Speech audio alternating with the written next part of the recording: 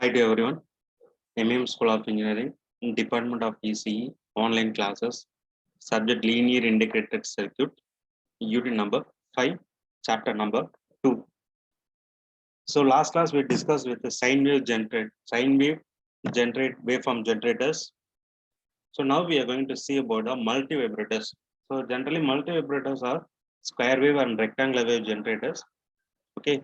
So in this chapter, we are going to discuss about different multivibrator, that is astable multivibrator, monostable multivibrator,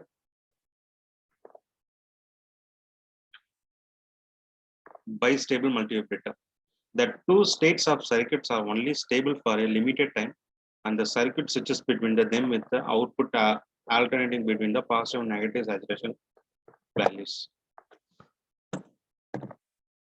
Astable multivibrator. The two states of the circuit are only stable for a limited time, and the circuit switches between the output alternating between positive and negative saturation voltage.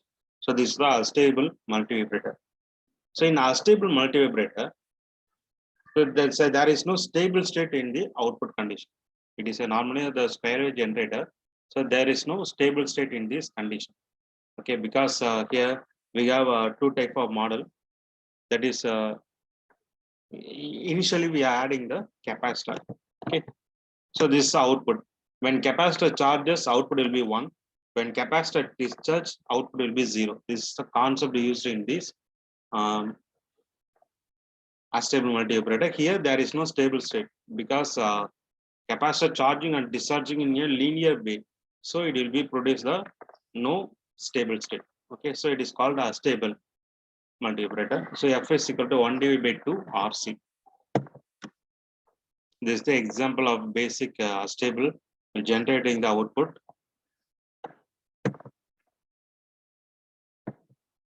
So design of a stable multivibrator, that is T is equal to 2 RC ln of R1 plus R2 R1 divided by R. So values and R and value need defined, we can get the output design. So next one, monostable multivibrator using APAM. A multivibrator which has only one stable state and the other is quasi stable state. That is unstable state is called monostable multivibrator or one-shot multivibrator. The circuit is useful for generating signal output pulse of adjustable time duration in response to the triggering signal. The width of the output pulse depends only on the external components connected to the APAM. So this is the difference between astable and monostable. In monostable, we have diode.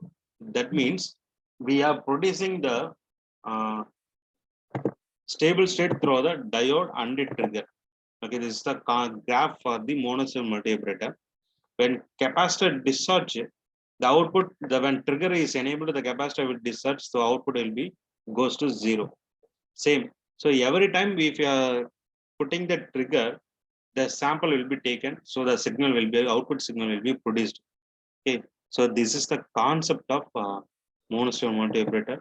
That is one stable state that is nearby 0. Another is quasi stable state is unstable state. So calculating beta value from beta is equal to R1 divided by R1 plus R2. So by defining the value of T, so T is equal to 0.69 RC. So this is the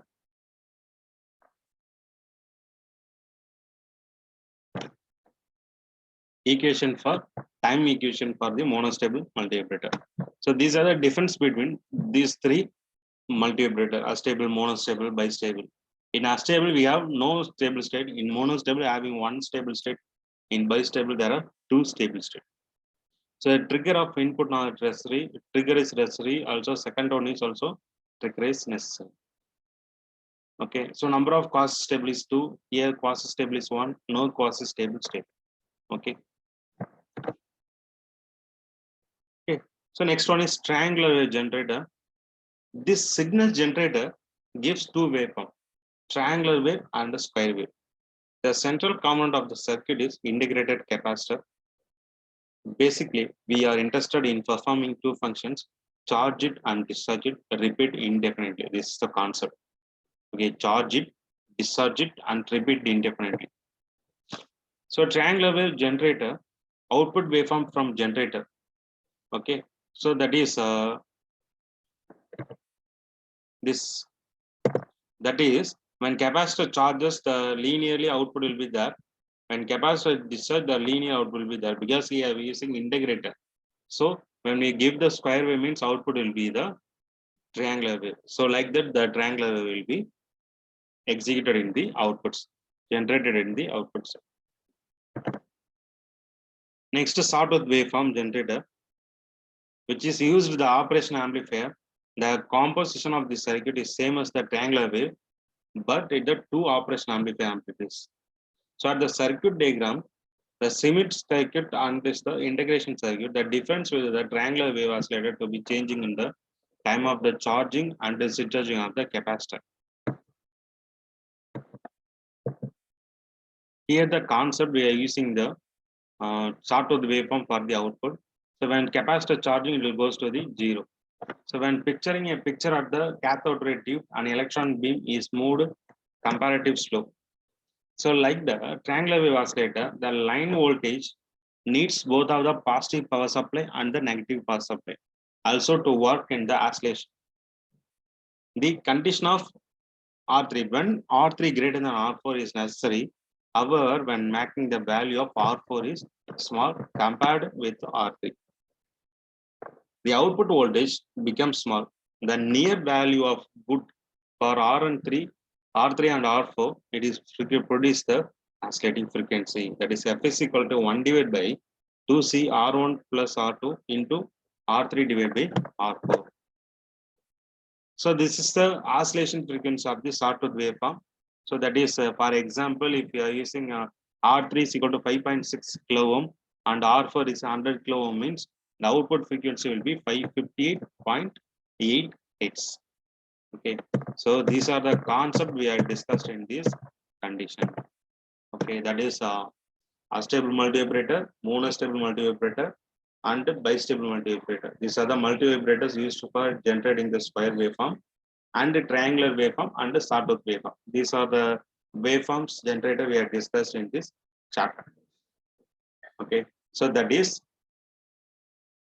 so most of the application for square wave generations, we are using astable multivibrator because it is having no stable state. So the capacitor, if you changing the capacitor value, the output square wave rating will be varying. That is linearly increasing and linear decrease in the circuit.